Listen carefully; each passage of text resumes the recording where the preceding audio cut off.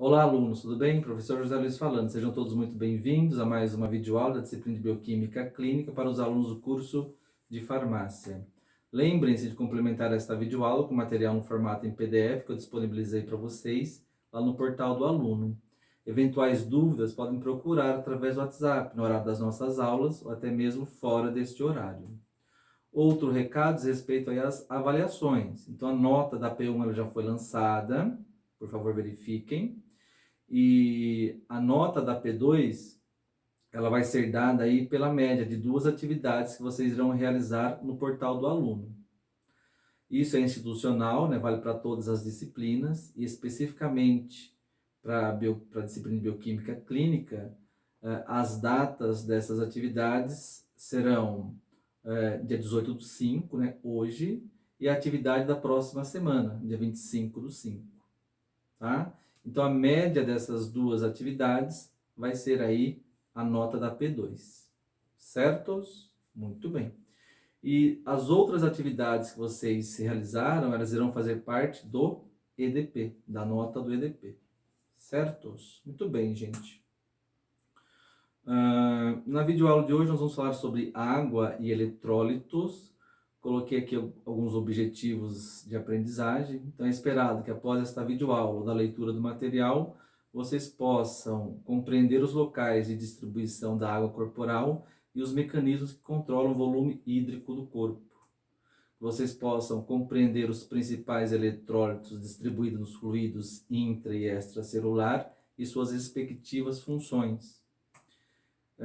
E principalmente que vocês possam compreender aí os principais métodos para dosagem de eletrólitos.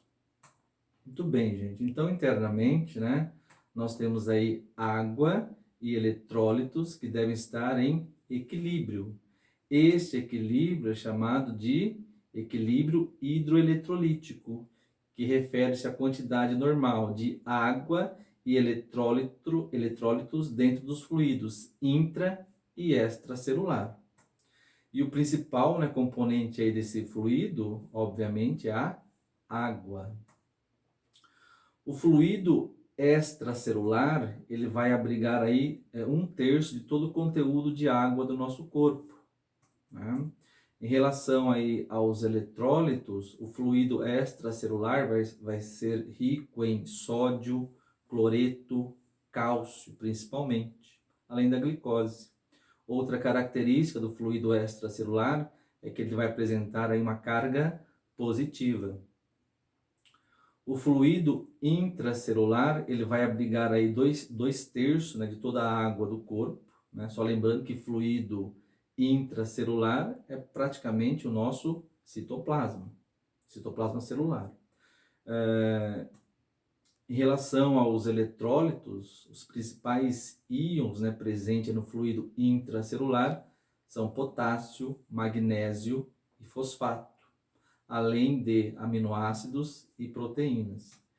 Esses componentes vão fazer aí com que o fluido intracelular tenha aí uma carga negativa. Então, o fluido extracelular, devido à sua composição, vai ter uma carga positiva. Fluido intracelular, devido à sua composição, vai ter uma carga negativa. Isso deve ser mantido, isso deve estar aí em equilíbrio. E essa condição, né, de equilíbrio entre esses dois compartimentos, entre esses dois meios, é chamado de homeostase, né, que refere-se a um equilíbrio dinâmico do meio interno. E a principal estrutura da célula que vai ser responsável aí pela homeostase é a membrana plasmática, através da realização do transporte celular, que pode ser aí passivo ou ativo. Certos? Muito bem, gente. Então, com relação à água corporal, ela faz parte, né, da nossa constituição. Em crianças, por exemplo, o volume de água aí chega a ser aí a 75%. Em adultos, o volume de água é em torno aí de 60%. Conforme envelhecemos, nós temos aí uma perda do nosso volume de água. E por que isso ocorre? quando nós envelhecemos, os mecanismos responsáveis pela manutenção do nosso volume hídrico já não funcionam de maneira correta. Logo, né, durante o envelhecimento é bastante comum aí os casos de desidratação. Então, a porcentagem de água nos tecidos corporais. Então, só para vocês terem uma ideia, né, tecido nervoso ele é composto de 90% de água, tecido muscular também aí tem bastante quantidade de água, aproximadamente 80%, tecido epitelial 70%, tecido ósseo, né, já tem um pouco menos água, né, 20%, e tecido adiposo é um dos tecidos que menos possui água, em torno aí de 10%. A água desempenha várias funções dentro do nosso corpo, né? Por exemplo, a água aí é o principal solvente, por ser solvente, né? Ela fornece ali um meio adequado aí para as reações químicas do corpo.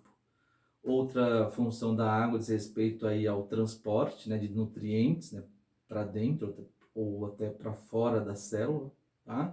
Então, função de solvente, transporte, excreção.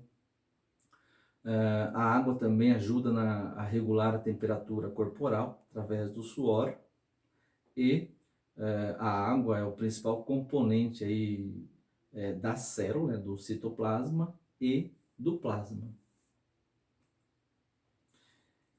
Então, nós temos dois compartimentos, né? O compartimento intracelular e o compartimento extracelular.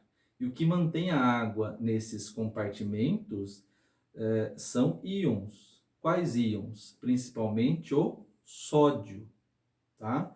Então, o sódio é o principal íon do meio do fluido extracelular e o potássio é o principal íon aí do fluido intracelular. Então, esses íons serão responsáveis pelo volume de água nesses dois compartimentos, intra e extracelular. Logo, alterações nesses íons provoca, né, obviamente, um desequilíbrio aí no volume de água do corpo. Como, por exemplo, né, uma situação de hipertonicidade, que vai ser caracterizada pelo excesso de soluto no fluido extracelular. Então, quando nós temos mais soluto no fluido extracelular, o que acontece com a água? A água sai da célula. Consequentemente, a célula pode murchar, um fenômeno chamado aí de crenação. Isso é muito prejudicial aí aos neurônios. E esse excesso de hipertonicidade ocorre aí em situações de desidratação. Tá?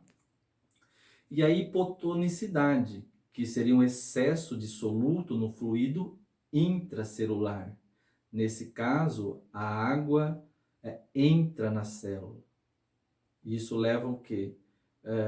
A célula pode aumentar o seu volume celular. Em alguns casos, pode até romper-se. Isso também é prejudicial aí aos neurônios e ocorre, na maioria das vezes, em pessoas que têm insuficiência renal. Certos? Muito bem, gente. O que mais? Então, o volume hídrico do corpo, ele vai ser mantido aí por diferentes sistemas, né? Como, por exemplo, aí o hipotálamo, tá? Então, nós temos aí os mecanismos que vão manter aí o nosso volume hídrico dentro da normalidade. Tá? Esses mecanismos, eles vão atuar ora retendo água, ora eliminando água, de modo aí a ficar com um volume de água dentro da normalidade. Então, nós temos, por exemplo, aí o hipotálamo. O hipotálamo é uma região aí do sistema nervoso central, desempenha várias funções e dentre essas funções, o hipotálamo aí tem um centro de sede, tá? Logo, né, o hipotálamo é que vai comandar a nossa vontade de beber água. e essa vontade de beber água aí vai ser desencadeada, é uma sensação desencadeada pelo o hipotálamo e vai ocorrer aí quando nós, em situação de desidratação, né? Quando em situação de sede. O hipotálamo, quando acionado, ele vai fazer então com que nós tenhamos aí um ganho de água, certos? Muito bem. Aí nós temos também aí hormônios, né? Vários hormônios também que vão influenciar aí na manutenção, né, do volume de água do corpo. Um desses hormônios é o hormônio antidiurético ou vasopressina, que é um hormônio secretado pela hipófise. Esse hormônio é o principal regulador aí do volume de água do corpo. Esse hormônio é secretado pela hipófise e vai atuar onde? Nos rins, tá? Atuando nos rins, ele vai estimular aí a reabsorção de água. Então, ele vai fazer com que ocorra uma diminuição da perda de água através da urina, tá? Também esse hormônio é liberado em situações de desidratação ou hemorragia. Logo, né, quando esse hormônio é liberado, qual que é o efeito dele? Vai fazer com que nós tenhamos aí um ganho de água, tá? Uma curiosidade, eu já comentei isso em outras disciplinas, o álcool, ele inibe a secreção do hormônio antidiurético. Então, se você não está secretando esse hormônio, o que acontece com o seu volume de água? Vai ser perdido através da urina. Então, é muito comum quando as pessoas fazem uso de bebida alcoólica, não vocês, né? Outras pessoas, né? Então, quando você toma bastante bebida alcoólica, é natural essa vontade de urinar, de ir ao banheiro. Por quê?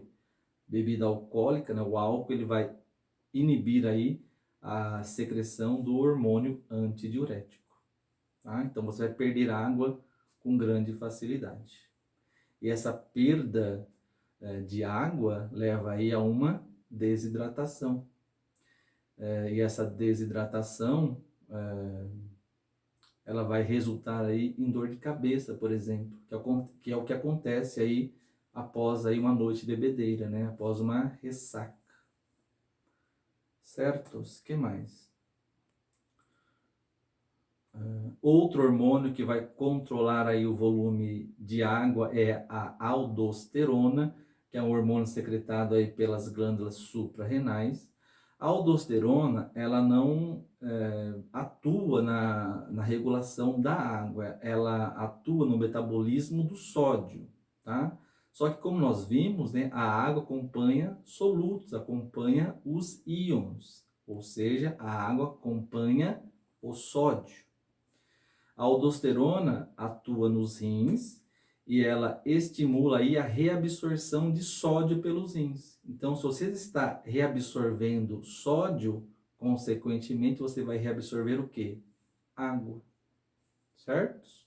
Então, a aldosterona controla a água de maneira indireta, através do metabolismo do sódio. Então, quando a aldosterona é secretada, né, nós temos aí um aumento da reabsorção aí de sódio e água, e o efeito aí é um ganho também aí de água, tá?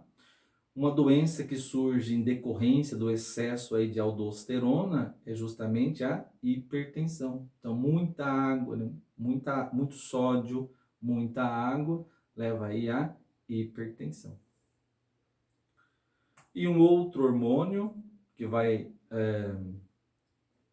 ajudar aí no controle do volume de água é o peptídeo natriurético atrial, né, o PNA, que é um hormônio secretado aí pelo coração. Esse hormônio também atua nos rins, só que ele tem um efeito contrário à aldosterona, tá? Ele vai atuar nos rins e diminuir a reabsorção de sódio, ou seja, quando esse hormônio é secretado, o sódio é eliminado na urina. Sódio sendo eliminado, o que acontece com a água? Ela também é eliminada, porque ela acompanha o sódio, tá? E, então, quando esse hormônio é secretado, nós temos uma perda de sódio e água através da urina. Esse hormônio, então, qual que é o efeito dele?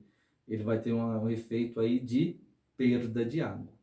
Então, esses mecanismos, eles vão ajudar aí a manter o nosso volume de água, o volume hídrico, dentro da normalidade, tá? E isso é importante, né? Porque nós podemos ter excesso, condições que levam aí a um excesso de água no corpo, e esse excesso de água vai causar aí edemas periféricos, e as principais causas, né, de excesso de água, retenção de sódio, né, e uma secreção excessiva aí do hormônio antidiurético, por exemplo. E o oposto, né, nós podemos ter aí uma deficiência de água, que pode levar a um quadro aí de hipovolemia. Causas de deficiência de água estão relacionadas com a perda excessiva de sódio, deficiência do hormônio antidiurético, situações de vômito e diarreia. Tá? Nós temos uma doença chamada aí de diabetes insípido, ou diabetes insípidos. Tá? Não tem nada a ver com diabetes mellitus, que nós vimos em videoaulas passadas. Tá? Só lembrando que essa palavra diabetes, né, significa aí volume de água. No diabetes mellitus, que é a doença da hiperglicemia, a tradução dessa palavra, né, seria aí volume urinário doce, tá? E essa doença, diabetes insípido, também vai ser caracterizada aí por um volume, por uma perda excessiva de água através da urina, tá? E esse termo diabetes insípido significa volume de água sem gosto, tá? Então, no diabetes insípido, é uma doença que vai ser caracterizada por lesões na hipófise, por exemplo, e quando isso ocorre, a pessoa não produz aí o hormônio antidiurético, tá? Então, uma das causas são lesões na hipófise, tá? O que vai fazer com que a pessoa não secrete aí o hormônio antidiurético, ou também a pessoa pode secretar esse hormônio, mas por algum motivo esse hormônio não consegue atuar aí nos rins. Em ambos os casos, né, nós teremos aí uma deficiência, né, generalizada desse hormônio antidiurético, de modo que o corpo não consiga reter água. Tá? Então, a pessoa que tem essa doença perde grandes volumes de água através da urina. Os sintomas dessa doença, né, são sede excessiva e, obviamente, excreção aí de grandes quantidades de urina. Certos? Muito bem, gente. E os eletrólitos, né? Então, nós temos esses dois compartimentos, o compartimento intra e extracelular, e dentro, o principal fluido desses compartimentos é a água, e dissolvido da água nós temos os eletrólitos, né? Que são aí, que vai ser dado pela dissociação de substâncias iônicas. Substâncias iônicas, quando se dissociam, formam lá os íons de carga positivas, né, que são os cátions, ou íons de carga negativa, que são os ânions, tá? E os principais eletrólitos do corpo, né, íons, já falamos, sódio, potássio, cálcio, magnésio, tá? Além do cloreto. E a perda normal de eletrólitos, ela ocorre aí em situações de vômito, desidratação ou diarreia, tá? E pode ser facilmente detectada por testes laboratoriais e ser corrigida aí pela administração oral ou parenteral de soluções salinas. Uma solução salina bastante conhecida e que salva vidas em situações de desidratação, diarreia, é o soro caseiro. Tá? Então, o soro caseiro é uma solução aí contendo eletrólitos, né? O cloro, cloreto e o sódio, ajuda a repor aí esses eletrólitos perdidos através da urina, e também tem a glicose, que ajuda aí a alimentar as células, certos? O que mais, gente?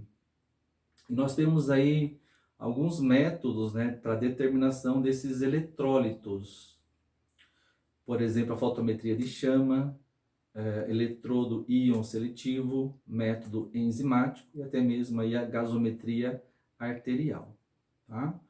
O método enzimático, né, tal qual o nome sugere, nós vamos determinar íons através aí de uma reação enzimática, tá? Ou seja, são utilizadas enzimas que são dependentes do íon a ser quantificado. Quanto maior a atividade enzimática, maior a concentração do eletrólito na amostra. E o oposto também ocorre. Quanto menor a atividade da enzima, menor a concentração do eletrólito na amostra.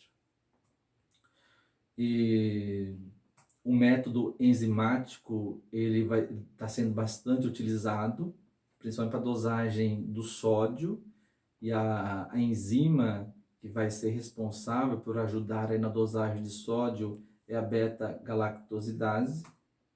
Potássio, também bastante dosado através dessa metodologia, e que ele vai utilizar a enzima piruvato quinase, assim também como o lítio, né? Que também pode ser dosado por essa técnica, e a principal enzima utilizada para essa finalidade é a fosfatase. Muito bem. Outro método bastante utilizado para dosagem de eletrólitos é a fotometria de chama, tá? Tal qual o nome sugere, né? Essa chama, essa energia térmica, né? Esse calor, ele vai ser utilizado aí para energizar aí átomos, né? Presentes aí numa amostra, né? Normalmente, que parte aí do sangue que é analisado? É o soro, certo? Muito bem. Então, na fotometria de massa, essa energia que é dada aí ao sistema vai causar aí uma excitação nos íons, né, nos átomos. E estes íons, né, esses átomos, quando energizados, quando excitados, eles acabam emitindo luz colorida, tá? Então, por exemplo, numa amostra que contenha sódio, por exemplo, né? O sódio, né, quando aquecido, quando energizado, vai emitir aí uma luz de qual cor? Amarela. Que mais? Potássio, né? Você tem um soro para dosar potássio, você coloca lá fornece energia para esse meio, né? Uma energia térmica. Se ocorrer mudança de cor, por exemplo, violeta, significa que a sua amostra aí tem bastante potássio. O que mais? O cálcio, né, também emite aí uma luz colorida. Que cor que é essa? Laranja. Tá? Assim também como o lítio, que vai emitir aí uma luz vermelha, cobre, uma luz verde, cobalto, uma luz azul. Então, na fotometria de chama, você fornece energia ao sistema e dependendo do íon que estiver aí presente na sua amostra, nós teremos aí uma mudança de cor do sistema. Certos? Muito bem. E quanto maior a intensidade da cor, maior a concentração do íon em solução. Também pode ser utilizado aí para dosagem de eletrólitos, né? Esse método chamado de eletrodo íon seletivo. Um eletrodo de íon seletivo nada mais é do que um sensor capaz de converter a atividade de um íon presente numa solução em um potencial elétrico, que é então captado aí por um voltímetro. São necessários para nesse processo um eletrodo específico para o íon que se quer testar, tá? Então, se você quer testar aí cálcio, você vai ter um eletrodo para o cálcio. Se você quiser quantificar o potássio, você vai ter um eletrodo específico para o potássio, para o sódio, para pH, tá? Então você precisa de um íon específico e um eletrodo aí de referência. E através da atividade, você introduz esses dois eletrodos na sua solução, na sua amostra, e a diferença de atividade vai corresponder aí à concentração do íon em solução. Certos? Muito bem, gente. E a gasometria arterial, ela também pode ser utilizada aí para quantificar aí alguns íons, né? Mas só lembrando, né, que na gasometria arterial é um exame que vai avaliar aí a troca gasosa que está sendo efetuada aí pelos pulmões e também ela vai avaliar aí o metabolismo da pessoa. E de maneira indireta, ela consegue nos dar aí algumas informações em relação a alguns íons, tá? Como por exemplo o potássio, o cloro, certo? Mas enfim, na gasometria arterial, ela vai nos dar aí alguns parâmetros, como por exemplo, valores de pH. Gasometria arterial, ela vai nos dar aí a pressão de oxigênio nas artérias, ela vai nos dar a pressão do gás carbônicos nesse sangue, assim como vai nos dar também a concentração do bicarbonato. Então são esses parâmetros analisados aí na gasometria e a relação aí entre esses parâmetros vai fazer com que o médico, né, chegue aí aos resultados de acidose ou alcalose. Lembrando que a acidose pode ser aí de origem respiratória, um mau funcionamento dos pulmões, né? Ou de origem metabólica, aí um mau funcionamento dos rins, por exemplo. E o mesmo ocorre aí com a alcalose, tanto respiratória, uma deficiência dos pulmões, ou uma alcalose metabólica, também relacionada aí à funcionalidade dos rins. Certos? Muito bem. De maneira geral, né, os eletrólitos, eles têm várias funções, né? Eles são responsáveis por manter aí a pressão osmótica e a distribuição de água nesses dois compartimentos, né, intra e extracelular. Eletrólitos, né, o H+, né, o íon hidrogênio, é responsável por manter aí o pH fisiológico, tá? Outra função dos eletrólitos, eles vão regular a função apropriada, né, de coração e músculos, como por exemplo, o potássio, sódio. Eles vão participar de reações de óxido-redução. Eles são componentes de enzimas, né? Muitos eletrólitos são chamados aí de cofatores, eles auxiliam no funcionamento das enzimas, principalmente das enzimas relacionadas ao metabolismo, tá? E também aí conduzem aí corrente elétrica. Muito bem, gente. Coloquei aqui alguns eletrólitos, né, em suas funções. Por exemplo, o sódio, né, localizado onde? Fluido extracelular. O sódio ele vai ser responsável pela osmolalidade do plasma, né? O que é osmolalidade? É o número de partículas dissolvidas na solução, tá? Quanto maior é o número de partículas, maior a osmolalidade. O sódio regula o volume de água, né, no plasma, já falamos, e juntamente aí com o potássio, através da bomba de sódio e potássio, o sódio vai ser responsável então pela polarização das células.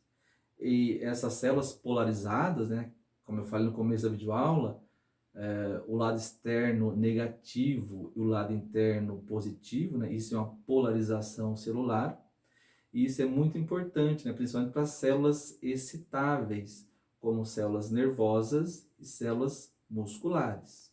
Tá? Então, quem produz essa polarização das células é justamente a bomba de sódio e potássio.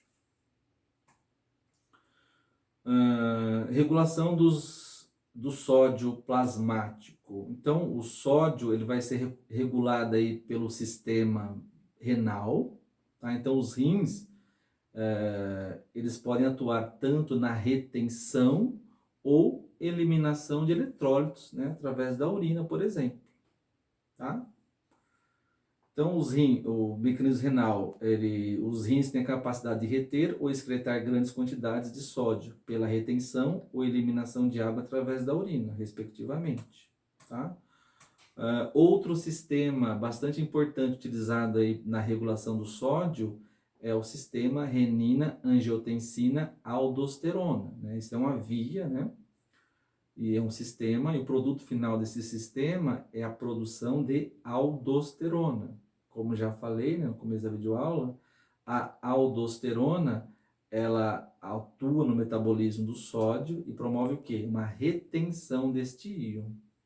Tá? E o PNA, que eu também já citei aqui na videoaula, o PNA, ele tem a função aí de promover aí a eliminação, né, a excreção de sódio através da urina. Tá? Então, são esses mecanismos que regulam faz parte do metabolismo do sódio, tá? Assim também como a dopamina. Dopamina aí é um neurotransmissor que também atua nos túbulos renais e também promove a excreção, a eliminação de sódio através da urina. Certos? Muito bem, gente. Então, tudo isso é muito importante para mantermos aí o volume de sódio, né, no plasma. O volume de sódio, a concentração de sódio é dada de 135 a 145 milimol por litro. Concentração acima desse valor, nós temos um quadro de hipernatremia, né, que é um aumento dos níveis de sódio no plasma. Hipernatremia causa aí sensação de sede, mucosas secas, edema, hipertensão, tremores e irritabilidade. Causas de hipernatremia, desidratação e a síndrome de Cushing, que é uma doença caracterizada aí pela grande liberação de vários hormônios, dentre eles a aldosterona, por exemplo. E a hiponatremia, que é uma diminuição, né, dos níveis de sódio no plasma, resultando aí em fraqueza muscular, cefaleia, hipotensão e náuseas.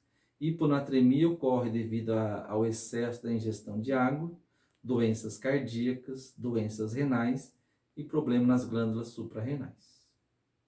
Certos? Potássio, né? Outro íon bastante importante, faz parte do fluido intracelular.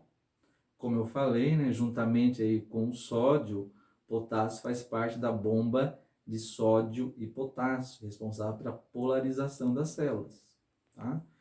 Que é um evento de fundamental importância para células excitáveis, como neurônio e músculos, células musculares.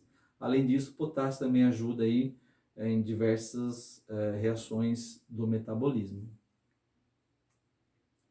O potássio ele vai ser regulado aí pelos rins, né, pelo mecanismo renal, tá? Então, de novo, né, os rins têm a capacidade de reter ou excretar potássio. A quantidade de potássio excretado na urina vai ser dependente aí do conteúdo da nossa dieta. Só preste atenção aqui nesse esquema. Então, a aldosterona, ela retém o quê? O sódio. Só que de maneira indireta, ela também interfere no metabolismo do potássio. A presença de aldosterona, ela aumenta a reabsorção de sódio e favorece a eliminação de potássio através da urina. Tá? Então, a presença de aldosterona retém sódio e, consequentemente, faz com que nós percamos potássio através da urina. Quem secreta bastante aldosterona, normalmente são pessoas hipertensas, tá? Então, daqui a pouco a gente fala, mas qualquer aumento aí qualquer desequilíbrio em relação aí a potássio vai ser refletido no coração. Então, hipertensos, né, deve fazer aí eletrocardiogramas de maneira constante para averiguar aí o funcionamento correto do coração, tá? Então, a aldosterona elimina potássio e nós temos aqui situações, né? O excesso de potássio é chamado aí de hipercalemia. Isso ocorre quando os níveis de potássio no plasma estão elevados. Valor normal de potássio 3,5 a 5 milimol por litro, né? E o principal sintoma, né, consequência do excesso de potássio, se refletem no coração, como arritmias, batimentos cardíacos diminuídos e até mesmo parada cardíaca. Tá? Causas de hipercalemia, excesso da ingestão aí de potássio, insuficiência renal e diabetes não controlado. Detalhe, né? O aumento na concentração de potássio exige um tratamento médico imediato, tá?